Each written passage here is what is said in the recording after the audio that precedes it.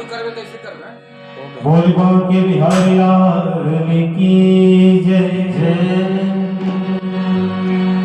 श्याम तेरे ही भरोसे मेरा परिवार है, तू ही मेरी नौका माझी श्याम, तू ही मेरी नौका माझी, तू ही पतवार है, श्याम तेरे ही भरोसे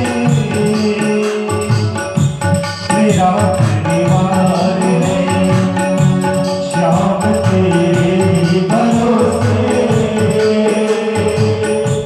मेरा परिवार है, तू ही मेरी नौका माझी श्याम, तू ही मेरी नौका माझी, तू ही पतवार है, श्याम तेरे ही भरोसे मेरा परिवार है, श्याम तेरे ही भरोसे मेरा परिवार है।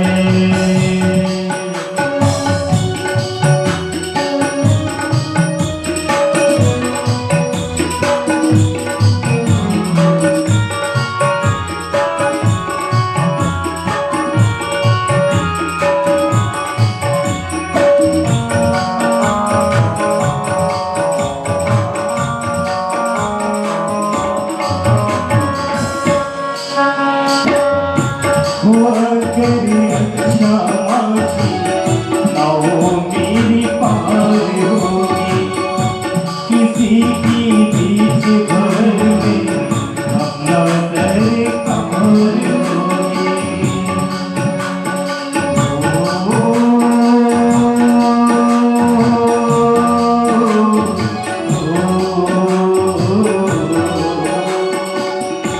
हुआ करे अच्छा माझी, आओ मेरी पार होगी, किसी की बीच भवर में अपना दरकार होगी।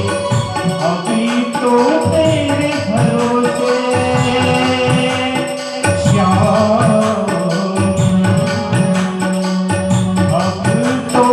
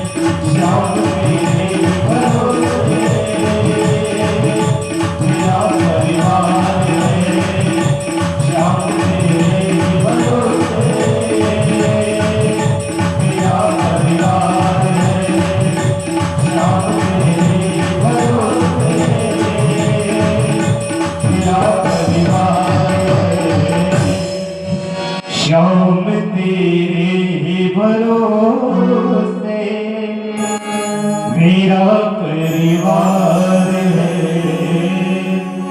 बोले बांके बिहारी लाल की जय, भागवत भगवान की जय।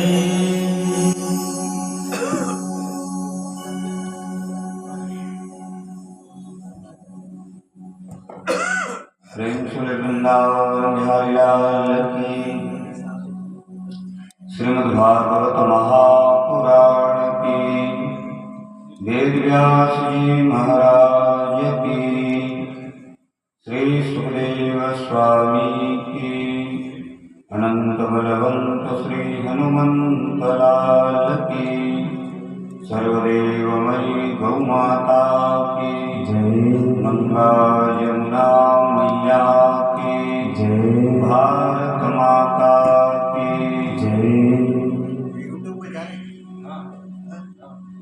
श्री गणेशाय नमः। श्रीमात्र चरण कमलेभ्यो नमः। श्री गुरुदेवताभ्यो नमः। वागीसाध्या सुमनसा सर्वार्थानां भक्रमे यं नत्वा कृतकृत्याश्रयोस्थं नमामि गजाननम्। नारायणं नमस्कृत्यं नरं चैव नरोत्तमं देवीं सरस्वतीं व्यासं ततो जयमुदीरयेत्।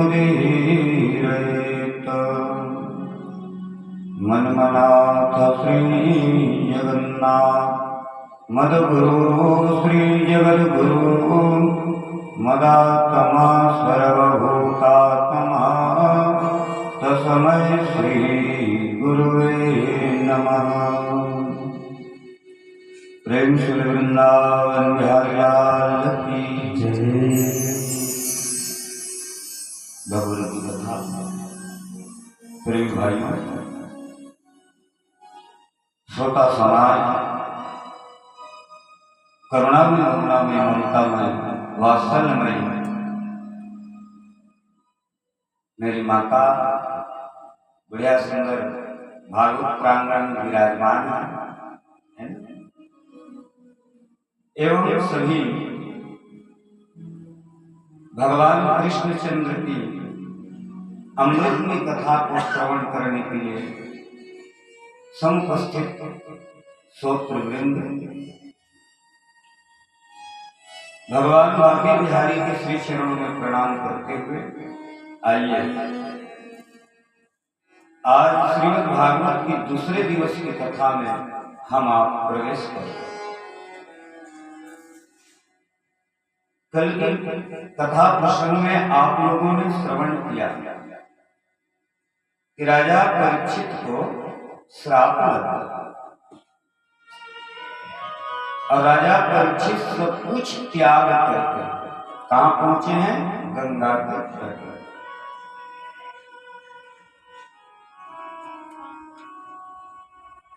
ये बात आग की तरह फैली तो जितने संत समाज वो सब अपने अपने शिष्य मंडलियों के साथ में आने लगे। राजा परीक्षित सबकी आदर सत्कार करते हुए बैठने की आज्ञा करते। फिर राजा ने उन संत महात्माओं से हाथ जोड़ करके पूछा कि महाराज श्राप लगी है, आज के 7वें दिन तक्षक जाति की नाग की काटने से मेरा अकाल मृत्यु हो जाएगा। तो मेरे तो बस एक छोटे से प्रश्न ये है कि जल्दी मरने वाले व्यक्ति की मुक्ति की क्या उपाय है? कितना संक्षिप्त प्रश्न है। और पता है सभी के अभिप्राय अलग अलग। जितने संत महात्मा बैठे थे, राजा को शांति मिल नहीं रहा है। तब उसी समय में कि तत्र भगवद भगवान व्यासपुत्रो यदृच्छया गामानपेक्ष अलिक्षलिंगो निजलावतुष्टो अवृतैश्य बाले अवधूत भेषः। बगल में कोठी दबा करके कौन आ रहे हैं? भगवान सुखदेव। क्या लिखते हैं? तथा भगवत भगवान व्यास। ये जो आ रहे कौन है? साक्षात भगवान ही व्यास पुत्र बन करके आ रहे हैं। एक बात कहें,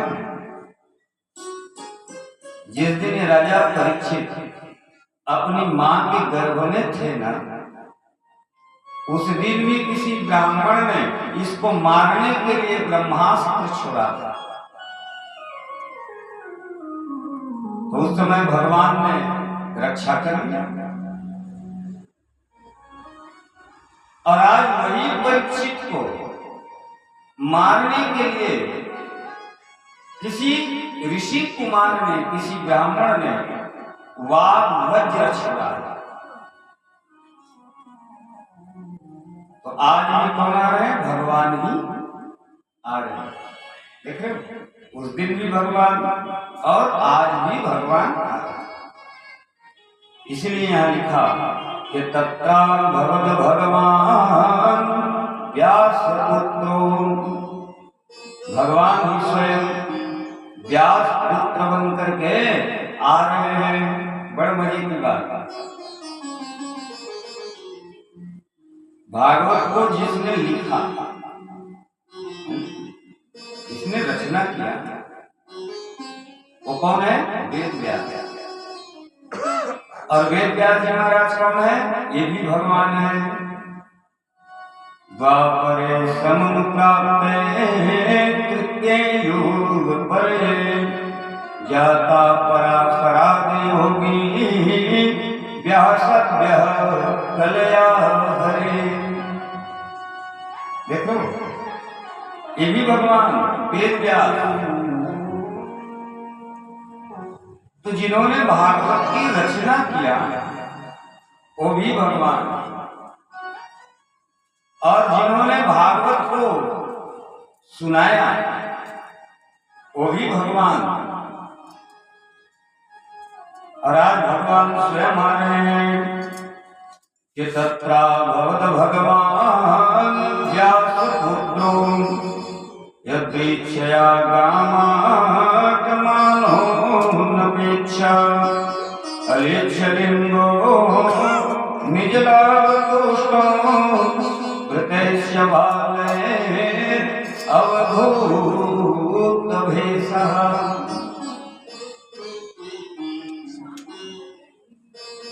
कितने साल के हैं? 16 साल के हैं। अजान बाहु भुजा जो है एकदम अजान बाहु, चौड़ा वक्ष स्थल, श्याम वर्ण और घुंघराले बाल। और पता है सिर्फ कोपिन धारण किए हुए, एकदम अवधूत।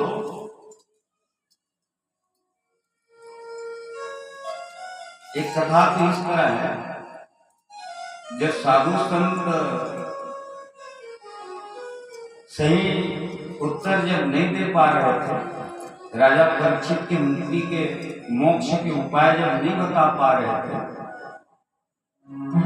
तो एक कथा ऐसी आती है कि नारद जी महाराज वहां से तुरंत गए, क्योंकि नारद जी महाराज ऐसे संत हैं तो किसी को दुखी देखे तो उससे रहा नहीं जाता। तो नारद जी वहां से गए और जाकर के यमुना की रेत में ये सुखदेव स्वामी जो है लेटा हुआ है। उनसे जाकर प्रार्थना किया कि महाराज, भारत के जो सम्राट हैं, राजा हैं, उनको श्राप लगी है, आप चलिए महाराज को मुक्ति की मार्ग बता दीजिए। तो पता है सुखदेव स्वामी ने कहा, देखो वो भले ही सम्राट होंगे, मैं क्यों जाऊं? उन्होंने यदि गलती किया है तो गलती की सजा तो उसको भोगना ही पड़ेगा। मना कर दिया, क्योंकि अवधूतों के ऊपर में बड़े बड़े राजा महाराजा का भी जोर नहीं चलता। जो अवधूत होते हैं उनके ऊपर भी कोई राजा महाराजा की जोर नहीं चलता। लेकिन नारद जी तो एकदम युक्तिवादी संत है। नारद जी ने कहा कि महाराज ठीक है, मैं आपसे प्रश्न करना चाह रहा हूं, यदि आप उत्तर दे दे तो फिर मैं चला जाऊंगा। क्या प्रश्न है? तो बोले, एक अंधा व्यक्ति मार्ग में चले आ रहे हैं, व्यक्ति अंधा है और एक आंख वाले व्यक्ति किनारे बैठे हैं और मार्ग में कुआं है। अंधा को तो मालूम नहीं कि इस मार्ग में कुआं है, वो चले आ रहे हैं, पर आंख वाले व्यक्ति देख रहा है। यदि वो व्यक्ति उस अंधे को ना बतावे तो अंधा गिर जाएगा, मर जाएगा, तो उसके मरने की दोष किसको लगेगा?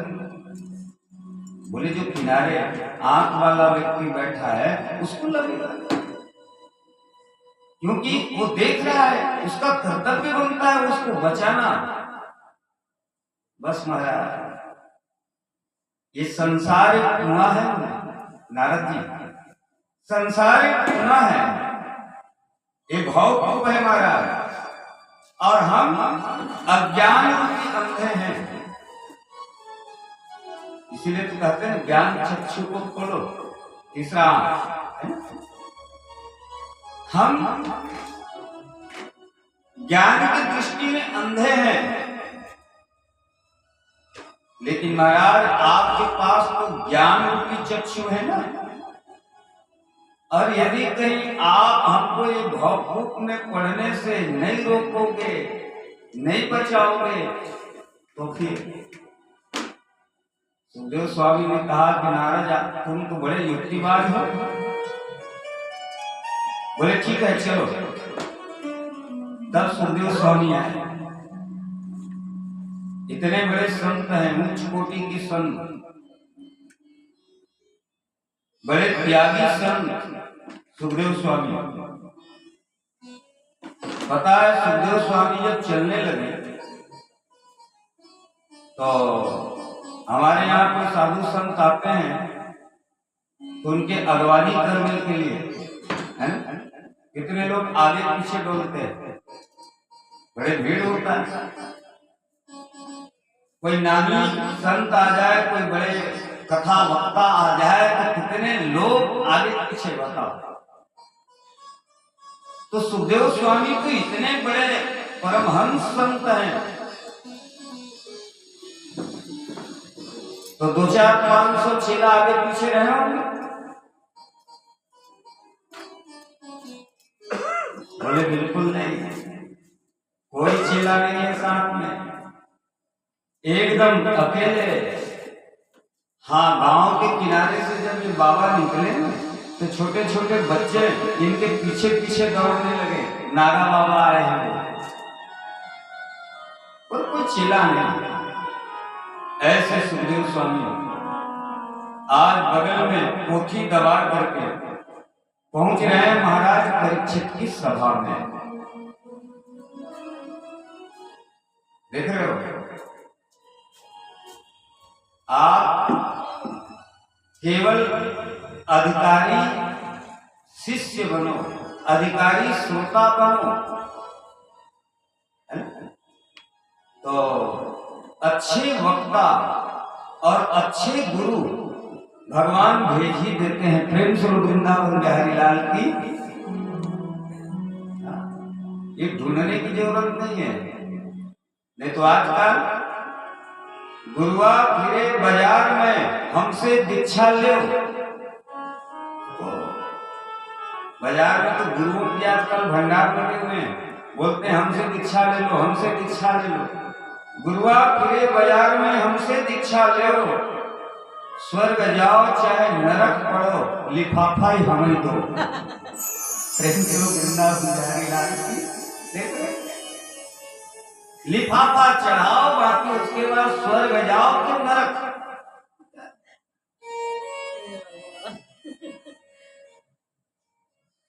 लेकिन भागवत की कथा कह रहे हैं, आप अधिकारी श्रोता बनो, शिष्य बनो, अधिकारी वक्ता, अधिकारी गुरु भगवान भेज ही देंगे।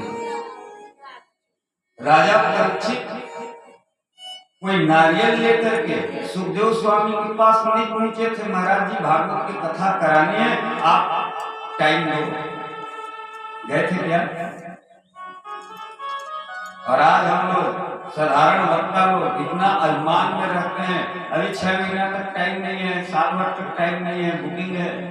देख रहे हो, यहाँ कोई बुकिंग नहीं, बुलाने नहीं गए, निमंत्रण देने नहीं गए। ये तो स्वयं भगवत इच्छा से, देव प्रेरणा से सुखदेव स्वामी स्वयं पोथी लेकर के आ गए। उल्टी गंगा बह गई। अधिकतर प्यासा व्यक्ति पानी के पास जाते हैं, पानी कभी उठ के नहीं आते, लेकिन आज तो कुआं ही इनके पास। देख रहे हो, चले आए और जैसी सभा में पहुंचे, और सभा में जितने संत महात्मा बैठे थे सभी ने जब देखा तो उनके स्वागत में खड़े हो गए। एक बात कहें, अपने से कोई बड़े आवे तो उसके सम्मान में आसन से खड़े हो जाना चाहिए। और बड़े कई तरह के बड़े होते हैं कि धन वृद्धा, बल वृद्धा, आयु वृद्धा, तथैव च ते यदि ज्ञान वृद्धास्य किंकरः शिष्य किंकरः। कोई धन में बड़े होते हैं, कोई बहुत धनवान व्यक्ति है, तो उस धनवान व्यक्ति के बच्चे को भी देख करके हम आप बोल देते हैं बोल चाल में, भैया बड़े आगे नहीं है। सही है ना? बोल चाल में क्या बोल रहे हैं? बड़े आदमी। देखो क्यों बोल रहे हैं? क्योंकि धन वृद्धा, धन है उनके पास। धन वृद्धा, एक होते हैं बल वृद्ध, ताकत ज्यादा हो, बहुत ज्यादा ताकत हो, उसको भी हम बड़े मानते हैं। धन वृद्धा, बल वृद्धा। एक होते आयु वृद्ध, उम्र में बड़े होना, और चौथा है ज्ञान वृद्ध। और सबसे बड़े यदि कोई है तो कौन है? ज्ञान वृद्ध। जो ज्ञान में बड़े हैं वो सबसे बड़े हैं।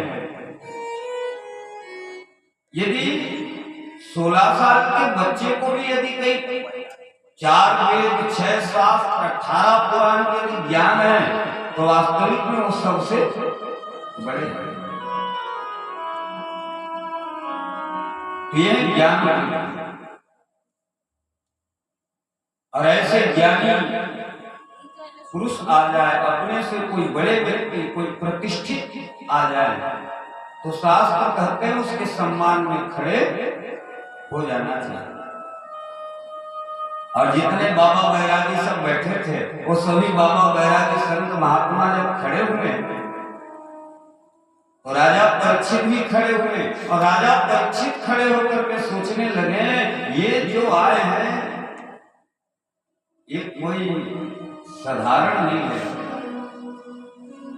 है तो बच्चा 16 साल की है, युवान है,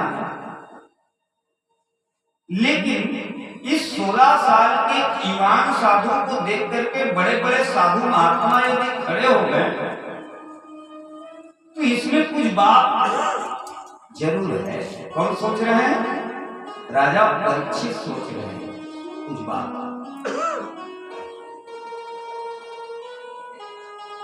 और जैसे राजा परीक्षित सोचने लगे वैसे एक महात्मा ने कहा राजन समझ लो आपको मुक्ति मिल गई। बोले गुरुदेव क्या मतलब? तो बोले ये जो आए हैं ये कुछ साधारण नहीं है। जो प्रश्न आप हमसे कर रहे थे वही प्रश्न आप इनसे करेंगे। राजा परीक्षित हाथ जोड़ करके स्वागत करने लगे। ऐसा संस्मरणात् पुंसाम् सद्यं शुद्ध्यन्ति वैद्याम्। हाथ जोड़ के बोले महाराज आप जैसे महापुरुष के स्मरण करने मात्र से सारे अमंगल दूर हो जाते हैं। तो आपके नाम स्मरण करने मात्र से सारे अमंगल दूर हो जाते हैं, तो कहीं आपके दर्शन करने का सौभाग्य मिल जाए तो फिर बात ही क्या। और आज मैं कितने बड़भागी हूं जो साक्षात आपके दर्शन करने का मुझे सौभाग्य मिल गया। दर्शन ही छोड़ो, आज तो आपके पद प्रक्षालन करने का भी सौभाग्य मिल गया, चरणोदक लेने का भी सौभाग्य मिल गया। चरण धो करके चरणामृत लिया, बड़ाई करने लगे। महात्माओं ने कहा देखो ज्यादा बड़ाई मत करो इनकी, यदि ज्यादा बड़ाई करोगे तो उठ के चला जाएगा। सुखदेव स्वामी की आदत है वो कभी भी अपना बड़ाई सुनते नहीं थे। हम आपको क्या अच्छा लगता है? बोले प्रशंसा बहुत अच्छा लगता है, बहुत भाता है। 2-4-10 लोग मिले और खूब प्रशंसा करें महाराज, वाह पंडित जी क्या कथा बाँचते हो, आपके कथा सुन के बड़ा आनंद आ जाता है। 2-4-10 ऐसे बोल दे तो महाराज खुले नहीं समझता है। आप बड़ाई देख रहे हो, मान बड़ाई जब से आई किस्मत तब से छूटी। स्वामी स्वामी कहने लगे लगन राम से छूटी। देख रहे हो, ईमान बड़ाई के चक्कर में जब जब आदमी फंस जाता है कि मुझे मान मिले, सम्मान मिले, प्रशंसा मिले, चारों तरफ लोग मुझे आवाज दें स्वामी जी स्वामी जी स्वामी जी, और आप इसी के बारे में हम लगे रहें तो फिर भगवान का भजन होगा क्या? भगवान के लिए तो टाइम नहीं। स्वामी स्वामी कहने लगे लगन राम से छूटी। इसलिए सुखदेव स्वामी प्रशंसा नहीं सुनी। एक बात कहें, ये प्रशंसा प्रगति में बाधक है। यदि लोग प्रशंसा सुनने की आदी हो जाएं तो ज्यादा तरक्की नहीं कर पाएगा अपने जीवन में। आप यदि ज्यादा तरक्की करना हो तो प्रशंसा से दूर रहो। सुखदेव स्वामी की तरह सुखदेव स्वामी प्रशंसा नहीं सुनते, इसलिए राजा परीक्षित ने प्रशंसा करना बंद किया और सीधे प्रश्न किया। हाथ जोड़ के पूछने लगे कि अतः पृच्छामि संसिद्धि योगिनां परम गुरुं पुरुषस्य यत् कार्यं म्रियमाणस्य सर्वथा। हाथ जोड़ के पूछे, गुरुदेव मेरा तो बस एक संक्षिप्त प्रश्न है। जल्दी मरने वाले व्यक्ति के मुक्ति के क्या उपाय है? बस यही एक प्रश्न। कितना सुंदर प्रश्न बताओ। जल्दी मरने वाले व्यक्ति के मुक्ति के क्या उपाय है? कितना उच्च कोटि के प्रश्न है ये। राजा परीक्षित यदि केवल अपना कल्याण चाहता तो पूछते कि मैं मरने वाला हूं महाराज, मेरे मुक्ति के क्या उपाय है? ये पूछता, मैं मरने वाला हूं, मेरे मुक्ति के क्या उपाय है? और उन्होंने ये नहीं कहा, उन्होंने प्रश्न क्या किया, जल्दी मरने वाले व्यक्ति के मुक्ति के क्या उपाय है? जैसे सुना सुखदेव स्वामी प्रसन्न हो गए। अब प्रसन्न होकर के कहा कि राजा परीक्षित, आज ये प्रश्न तुमने अपने लिए नहीं, पूरे मानव समाज के कल्याण के लिए किया है। तुम्हारा जो ये प्रश्न है लोकहित में है, जन कल्याण के लिए है। इसलिए अपने मन को एकाग्र करो और मन को एकाग्र करके भगवान की कथा को अब सुनो। धन पवित्र सेवा किए धन पवित्र करदान, मन पवित्र हरि भजन सो होत त्रिविध कल्याण। धन को पवित्र करना है तो सेवा जरूरी है, मन को पवित्र करना है तो भगवान के भजन जरूरी है। तो आइए हम लोग भी अपने अपने मन को पवित्र करके भागवती भागीरथी गंगा को पान करने के लिए तैयार हो जाए। प्रेम से वृंदावन बिहारी लाल की बोले बांके बिहारी लाल की जय। श्री राम। मति कर तू अभिमान रे बंदे, छूटी तेरी साने। मति कर तू अभिमान, मति कर तू अभिमान रे बंदे, छूटी तेरी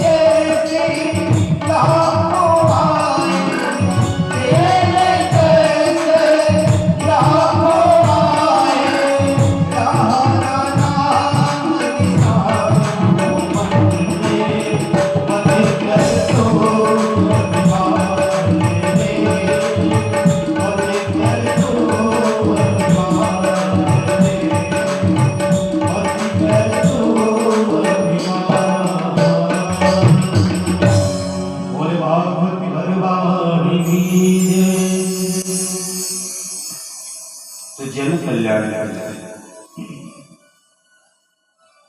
क्या करना? जिसके मृत्यु निकट हो उसे क्या करना चाहिए? एक राजा का प्रश्न जो समाज के हित में था। इसलिए सबसे पहले हम एक चीज को समझें कि प्रश्न ऐसे हो जिसका उत्तर समाज के हित में है ना? प्रश्न करने वाले को सोचना चाहिए कि मैं जो प्रश्न कर रहा हूं उसके उत्तर समाज के हित में हो। प्रश्न ऐसे नहीं होना चाहिए जिसमें तर्क हो, वितर्क हो, कुतर्क हो। देख रहे हो, ये तो अधिकतर प्रश्न तो ऐसे होते हैं, तर्क, वितर्क, कुतर्क। भागवत की कथा आप सुन रहे हैं और राजा परीक्षित के ये प्रश्न है।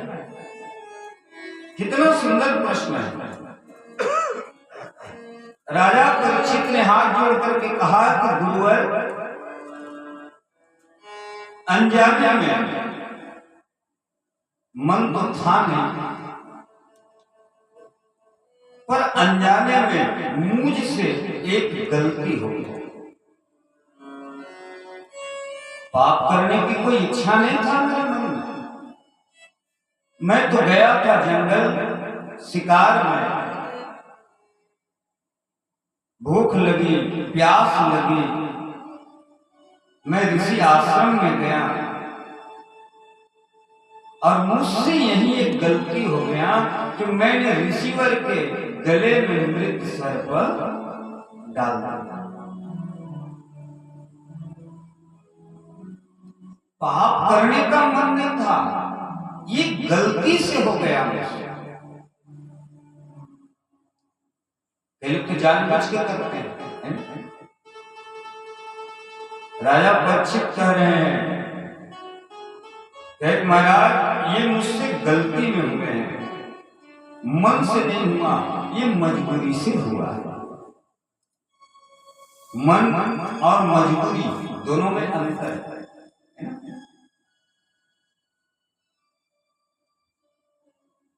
आदमी कभी हमको परिवार पालने में, समाज में, बाल बच्चों के देख रेख में हमसे भी गलती हो जाती है। तो क्या करना चाहिए? तो बोले इसके लिए संध्या वंदन और त्रिकाल संध्या के नियम है, प्रातः, मध्याह्न और सायं, तीनों काल संध्या बताया। इसीलिए बताया कि त्रिकाल संध्या करो। त्रिकाल संध्या रोज भगवान से प्रार्थना करो, पापमहं पापकर्माहं पापात्मा पाप संभव त्रायमाम पुंडरीकाक्षाय सर्व पाप हरो। क्यों? क्योंकि ये हो सकता है। क्यों हो सकता है? क्योंकि पापात्मा, हम तो जन्मे छे ना। हम कैसे हैं? तो बोले पापात्मा में हमारा जन्म हुआ है, इसलिए हमसे यदा कदा कहीं न कहीं थोड़ा बहुत कुछ न कुछ भूल चूक पाप हो सकता है। आदमी बोलचाल की भाषा में बोलते हैं, ये पाप ऐसे नहीं हुआ पंडित जी, ये पापी पेट के कारण हुआ। बोलते हैं कि नहीं बोलते? पाप किसके कारण? पापी पेट के कारण पाप। ना जी, पेट पापी नहीं है। यदि पापी कोई है, पाप यदि किसी ने तुमसे करवाया तो पेट नहीं है, तुम्हारे पेटी है, पेटी। पेट के कारण पाप कम होते हैं और पेटी के कारण पाप। हाजी अन्ना जी बोलो, पेटी है? पेट तो महाराज नहीं भर जाए, पर पेटी भरे तब ना। पेट भरने के लिए हम पाप नहीं करते, पेटी भरने के लिए पाप करते हैं। लेकिन इंसान बड़े होशियार होते हैं, जब कभी भी संत महात्माओं से मिलते हैं तो बोलते हैं महाराज क्या करें, पापी पेट है और इसके लिए हमसे पाप हो गया। और भागवत की कथा कह रहे हैं कोई बात नहीं, यदि आपसे यदा कदा यदि पाप हो भी जाए तो त्रिकाल संध्या, भगवान की पूजा इत्यादि करें। आज सुखदेव स्वामी बड़े प्रसन्न है और सुखदेव स्वामी कहने लगे कि राजन,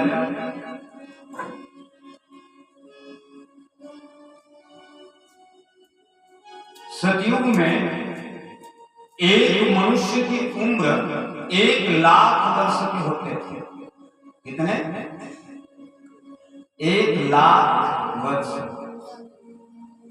सतयुग के बाद में आया त्रेता, एक शून्य हट गया, कितना हो गया?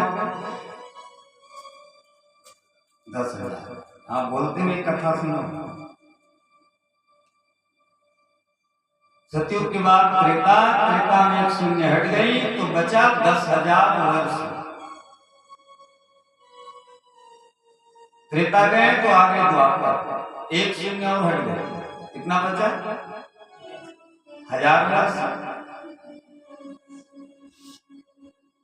अब द्वापर के जाने के बाद आगे कलयुग, कलयुग में एक शून्य और हट गया, कितना बचा? 100 ना। हमारी ग्रंथ के हिसाब से, भागवत जी के हिसाब से कलयुग में एक मनुष्य की उम्र 100 वर्ष निर्धारित है। लेकिन महाराज आज 100 साल जीते कौन है? लाखों में एक आध मिलेगा कोई।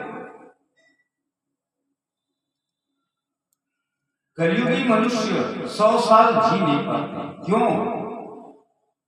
कारण है खान पान सही नहीं, नियम संयम सही नहीं, प्राणायाम प्रत्याहार नहीं, ध्यान धारणा समाधि नहीं। देख रहे हो? नहीं तो महाराज 100 साल निर्धारित है, लेकिन आज देखो तो 3 साल 5 साल के बच्चों की आंख में चश्मा है। ये कलयुग नहीं है तो क्या है बोलो? 15 साल के बच्चे के बाल सफेद, कलयुग नहीं है तो क्या है? 35 साल की उम्र में मधुमेह की मरीज। हम तो एक अपनी इसी खमतराई में 5 साल की बच्ची है, बताओ उसको शुगर हो। कलयुग नहीं है तो क्या बोलो? 35 साल 40 साल की उम्र में हार्ट पेशेंट।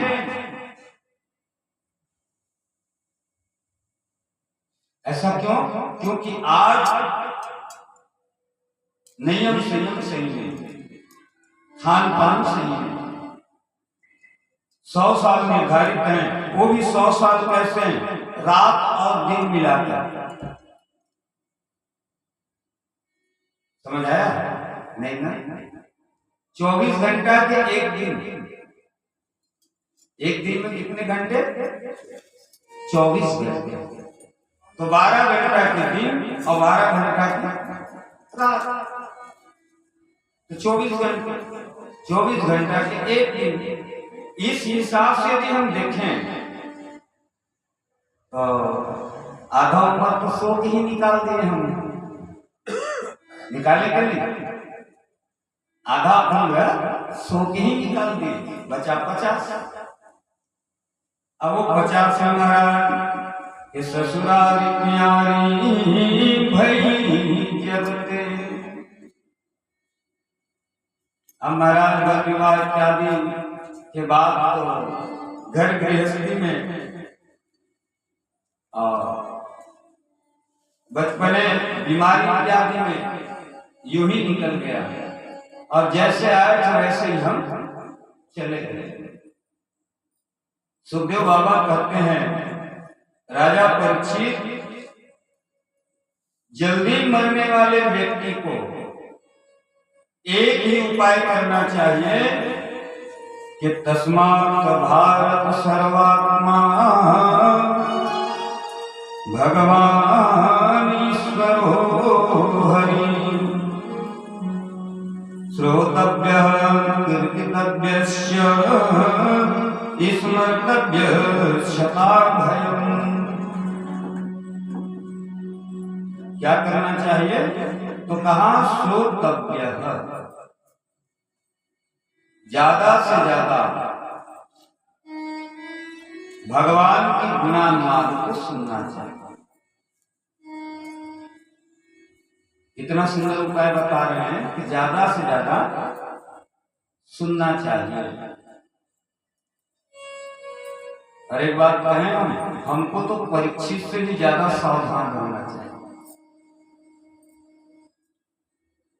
क्यों? क्योंकि परीक्षित के दिन तो निर्धारित है कि आज के ठीक 7वें दिन, पर हमारा तो कोई निर्धारित ही नहीं ना, कब समाप्त हो जाए कोई ठिकाना नहीं। कि क्षण भंगुर है यह जीवन की कलिका, कल प्राप्त को जाने खिले खिले। मलयाचल की शीतल मंद सुगंध समीर, मिले न मिले कलिकाल उधारने फिरता। तन नम्र से चोट झिले झिले, कहले हरि नाम अरे ओ रसना। फिर अंत समय मिले न मिले, कोई ठिकाना नहीं मारा। इसलिए हमको ज्यादा सावधान रहना चाहिए। जितना ज्यादा हो सके श्रोतव्य, सुनना चाहिए। कथा सुनने को मिले तो भगवान की कथा सुने, और कथा सुनने सत्संग करने को नहीं मिल रहे हैं तो भगवान के भजन करें। श्रोतव्य कीर्तितव्यस्य, देख रहे हो कीर्तन। और कीर्तन भी नहीं कर पाओ तो कम से कम बैठे बैठे लेटे लेटे भगवान का चिंतन करो, स्मरण, मन ही मन। भैया आप यदि ताली बजा के नहीं गा सकते, ढोल ताशा नहीं उठा सकते, तो कम से कम बैठे बैठे लेटे लेटे भगवान के नाम स्मरण तो कर ही सकते ना। कहने लगे कि श्वास श्वास पर कृष्ण भजी, वृथा श्वास जन खोए। ना जाने श्वास की गति, आमन होए ना होए। कितने श्वास लेते हैं बोलो तो? एक दिन में कितने श्वास ले लेते हैं?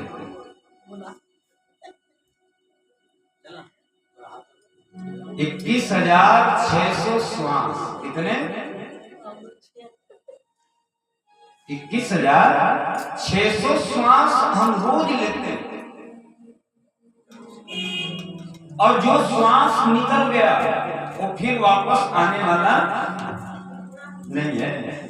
इसीलिए कह रहे हैं श्वास श्वास पर कृष्ण भजी। भजन के ऊपर में बहुत जोर दिया। और कितना सरल कर दिया जी बताओ। आप बैठ करके भजन नहीं कर सकते, कोई बात नहीं, अलग से टाइम निकालने की जरूरत नहीं है भजन के लिए। तो कुछ भी काम धंधा में अपने लगे हो, अपने काम निपटाओ और काम करते करते भगवान के नाम को गाओ। लिखते हैं कि कर करम करहु विधि नामा, मन राखें जहां कृपा निधाना। कराने हाथ से काम भी करो, और हाथ से काम करते करते मुंह से भगवान के नाम लो, भगवान के नाम को गाओ। इतना सरल। अलग से 3 घंटा बैठ के पालती मार में भगवान के भजन करने को नहीं कह रहा है। काम करते करते भी आप भगवान के नाम ले सकते हो। और सुनो राजन, सारी फसाद की जड़ है ये मन, इसलिए मन को जीतना चाहिए, मन को वश में करना चाहिए। आप रोज सुबह पूजा करते हैं, पंडित जी कराते हैं, आपसे कहता है जल चढ़ाओ तो आप जल चढ़ा देते हो, थोड़ा सा सिंदूर चढ़ाओ, फूल चढ़ाओ, अक्षत चढ़ाओ, वो सब आप चढ़ाते जाते हैं। पर पंडित जी यदि किसी दिन कहे अपना मन चढ़ाओ, कराते कराते सुबह टाइम यदि वो कहे कि जजमान जी अब आप अपना मन चढ़ाओ, आपने परात से चावल उठा के चढ़ा दिया, फूल उठा के चढ़ा दिया, थोड़े से भोग लगा दिया, अब कह रहे मन चढ़ाओ, तो आप कहोगे पंडित जी क्षमा करना, मन तो मेरे बस में नहीं, अब मैं मन कैसे चढ़ाऊं? मन बड़े चंचल है महाराज, मन मेरे बस में नहीं है। कभी कभी देखना कथा में बैठने के बाद भी मन बड़े गड़बड़ करता है, वो कहीं बाहर घूमने निकल जाता है, मालूम है? आप बैठे यहाँ और आपका मन घूमने के लिए गोल बाजार चले गए। अब बताओ, इसीलिए कह रहे हैं कि मन को एकाग्र करो। परीक्षित ने पूछा, गुरुदेव मन एकाग्र कैसे हो? आप लोग भी सुन लो, यदि मन को एकाग्र करना है तो विधि क्या है कि जितासनो जित श्वासो जितेंद्रिय, कि जितासनो जित श्वासो जित संगो जितेंद्रिय, स्थूले भगवतो रूपे मना संधारेत् धियः। एक राजन, जितासनो, मन को एकाग्र करना है तो पहले आसन को जीतो, आसन को जीतना है। अर्थात यदि शरीर स्वस्थ है, बढ़िया है, तो ज्यादा से ज्यादा पालती मार के बैठने के अभ्यास होना चाहिए। यदि घुटना में प्रॉब्लम है, हम बैठ नहीं पाते तो बात ठीक है, लेकिन यदि कहीं शरीर स्वस्थ है तो फिर आसन को बिल्कुल जीतना चाहिए। जीतासन,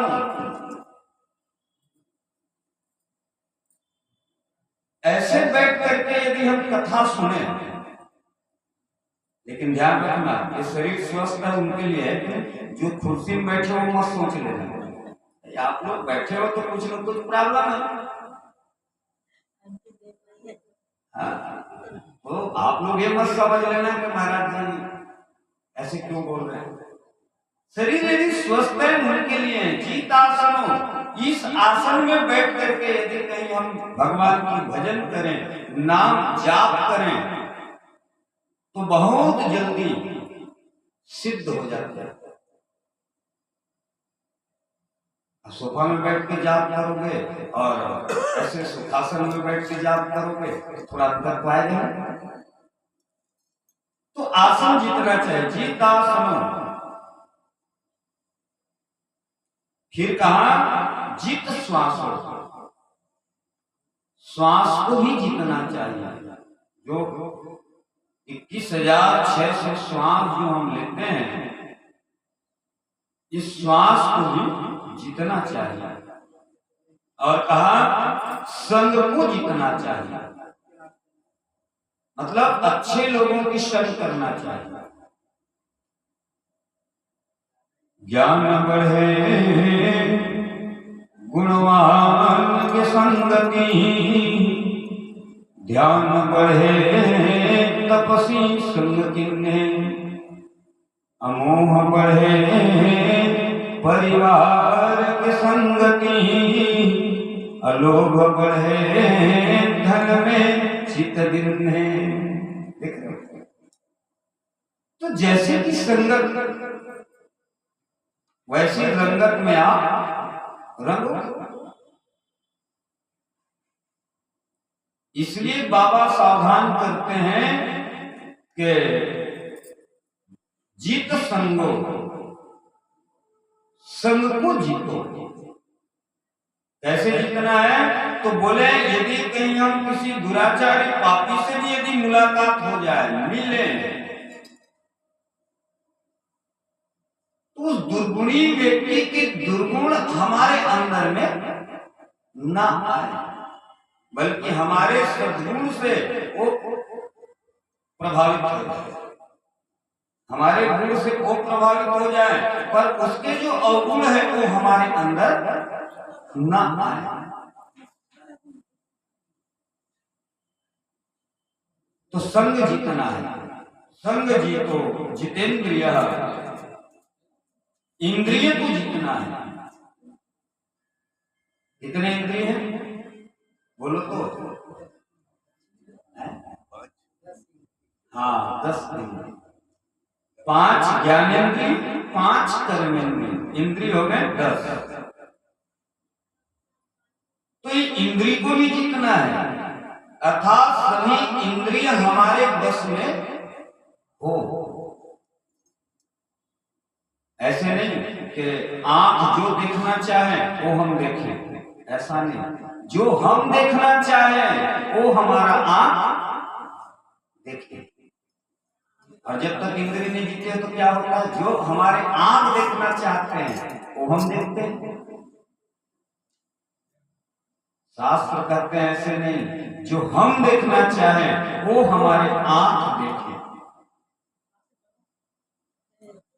जो हम सुनना चाहे वो हमारा कान सुने। ऐसा नहीं कि कान की इच्छा है तो हम सुन लें, ऐसे नहीं। जो हम खाना चाहें वही इसको मिले रसना। ऐसे नहीं कि रसना जहां चाहे बस। सबसे खतरनाक ये इंद्रिय है।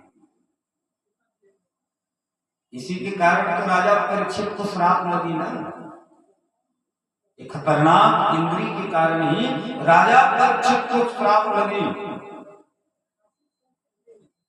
तो आज कह रहे बेटा इंद्रियों को जीतो और भगवान के जो स्थूल स्वरूप है, आसन में बैठ करके एकाग्र मन करके ध्यान लगाओ भगवान कि स्थूले भगवतो रूपे, भगवान के स्वरूप की ध्यान लगाओ। भगवान की बलिहारी में प्यारी में झांकी का दर्शन करो ध्यान के माध्यम से। और एक ही दिन में नहीं होगा बोलो, ये धीरे धीरे धीरे धीरे अभ्यास बने।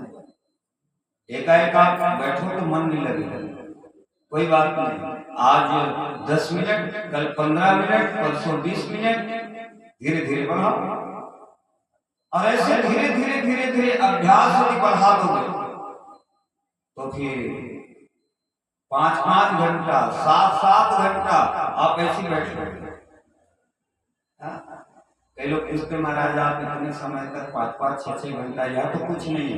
यही कथा हम गांव में बोलते हैं, गांव में तो मालूम है 10:30 बजे सुबह कथा शुरू, 1:30 बजे तक, ठीक है। उसके बाद आधा घंटा के विराम, गद्दी से करना नहीं, वहीं बैठना है आधा घंटा में। उसके बाद फिर कथा शुरू, तो शाम को 5 बजे आरती। अब बताओ,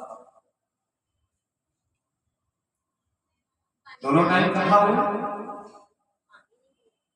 3 घंटा इधर 3 घंटा उधर, और बीच के विश्राम 7 घंटा। तो लोग आश्चर्य हो जाते हैं, महाराज आप 7-7 घंटा ऐसे बैठे रहते हो, और हम लोग 3 ही घंटा में कभी पांव इधर करते हैं, कभी पांव उधर। तो पता है ये अभ्यास एक दिन की नहीं है। जब हम पढ़ते थे ना, तो हमारे गुरु जी, पता है आश्रम में गुरु जी जो है 4 बजे सभी बच्चों को जगा देते, और 4 बजे जगा करके बोले चलो अपने अपने नित्य क्रिया से निवृत्त हो जाओ, और स्नान करके सब बैठो। और फिर लगे महाराज की पालती मार के पाठ करना शुरू, तो फुर्सत 2.5 घंटा 3 घंटा तक पाठ। तो अभ्यास बचपने से बनाया गया, धीरे धीरे धीरे धीरे। तो आज सुखदेव स्वामी भी कह रहे हैं कि अभ्यास को धीरे धीरे बनाओ। प्रतिदिन प्रातः काल जल्दी उठना चाहिए, और प्रातः काल जल्दी उठ करके हाथ की दर्शन करना चाहिए। वैसे मुझे विश्वास है आप लोग करते होंगे, क्योंकि लगातार सत्संग में हो, कथा सुनते हो, तो हाथ की दर्शन, हाथ में लक्ष्मी, सरस्वती, ब्रह्मा या भगवान गोविंद, ये दोनों की नाम आते हैं, ब्रह्मा और गोविंद। कराग्रे वस्ते लक्ष्मी, कर मध्य सरस्वती, कर मूले स्थिते प्रभात कर दर्शनम, और कर मूले तो गोविंद, ऐसा नहीं है। तो ब्रह्मा और गोविंद, लक्ष्मी और सरस्वती, इनके आप प्रातःकाल अपने हाथ में ही दर्शन करो। फिर माता पृथ्वी को प्रणाम करो। घर में भगवान की मामूली फोटो, प्रतिमा इत्यादि हो तो दूर से प्रणाम करो। तुलसी माता को दूर से प्रणाम करो, गौ माता को दूर से प्रणाम करो। अपने से घर में जो बड़े हैं उनको प्रणाम करो। सुखदेव स्वामी बता रहे हैं, शुरुआत कहां से? कराग्रे वसते लक्ष्मी, कर मध्य सरस्वती। देख रहे प्रभात कर दर्शनम, पर आज की जमाना प्रभात कप दर्शनम। कर के जगह में क्या हो गए? कप दर्शनम। ठंडी के समय हमारा शास्त्र कहते हैं जल्दी उठना चाहिए, और साहब सोए 8 बजे तक। 8 बजे नींद खुले तो वो कम्बल उठा के आवाज लगाते हैं, अजी सुनती हो चाय बन गई क्या?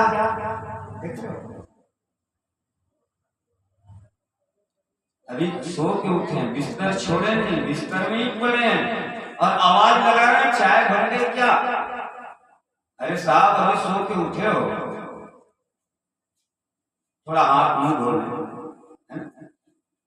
ब्रश वगैरह कर लें।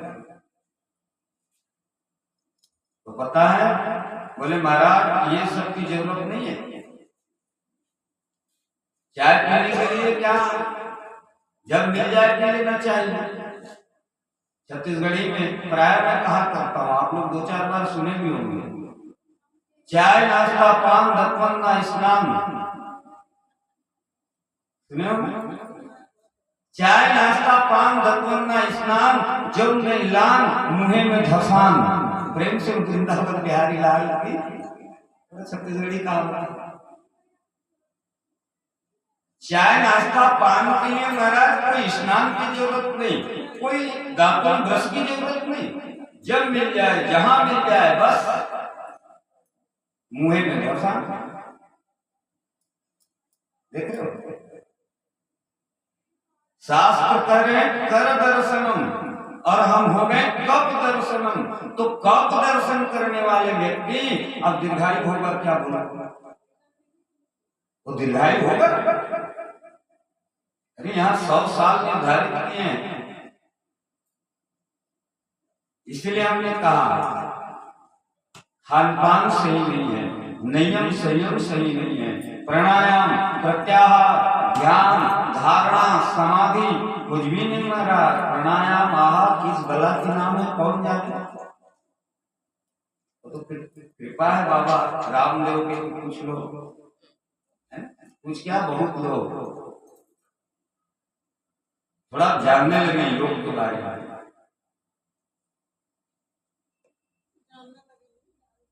तो प्राणायाम प्रत्याहार ध्यान धारणा समाधि ये सब जो है ना, ये उम्र बढ़ाने के लिए, पूरे उम्र जीने के लिए। सुखदेव स्वामी बता रहे हैं, राजा परीक्षित हमेशा विद्वान प्रेमी शास्त्रज्ञ का संग करो, अच्छे लोगों की संग करो, क्योंकि अच्छे लोगों की संग करोगे तो उसके जो सब लक्षण हैं वो हमारे में आएगा। पता है एक मदालसा नाम की ये कथा है महाभारत।